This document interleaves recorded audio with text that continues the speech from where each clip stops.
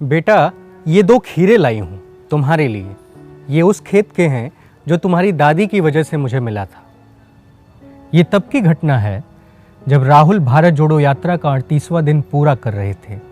कन्याकुमारी से शुरू हुई यात्रा ने 1000 किलोमीटर की दूरी तय कर ली थी।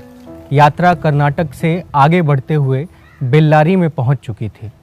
राहुल के पहुंचने से पहले ही सड़कों पर खचाखच भीड़ उनके इंतजार में सड़क की दोनों ओर खड़ी थी। सबने राहुल के लिए कुछ न कुछ रखा था। किसी की आंखों में प्यार था, किसी की आंखें भीगी हुई थीं, किसी ने हाथों में तोहफे, चिट्ठी, फूल इत्यादि रखे हुए थे। कोई एक उगते हुए सूरज को करीब से निहारना चाहता था, भारत के उज्जवल भविष्य को करीब से महसूस करना चाहता था। तभी राहुल पहुंचते हैं, नेहरू की नफासत और राजीव की मासूमियत समेटे जिंदा दिल मुस्कान लिए। उनके सामने एक बुजुर्ग महिला आई, किनारे पर खड़ी हो गई, कुछ बोलने का प्रयास कर रही थी। राहुल ने इशारा किया, पास बुलाया। बुजुर्ग महिला राहुल से मिली। उस महिला ने राहुल के हाथों में 2 खीरे थमा दिए और कहा, बेटा, ये 2 खीरे लाई हूं तुम्हारे लिए।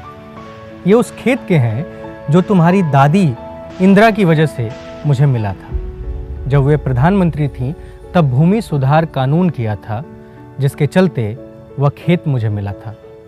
आज भी वह खेत मेरे परिवार के लिए सबसे बड़ी धरोहर है। ये खीरे उसी खेत के हैं। तुम्हें देने के लिए मेरे पास यही एक तोहफा है। ये कहते हुए उसकी आंखें भर आईं।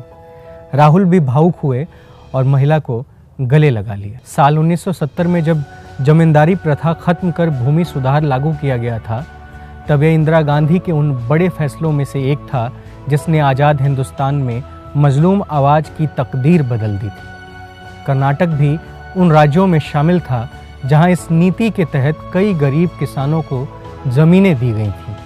तब के तत्कालीन सरकार ने हजारों एकड़ की स्वामित्व वाले जमींदारों से भूमि का वितरण सुनिश्चित किया था।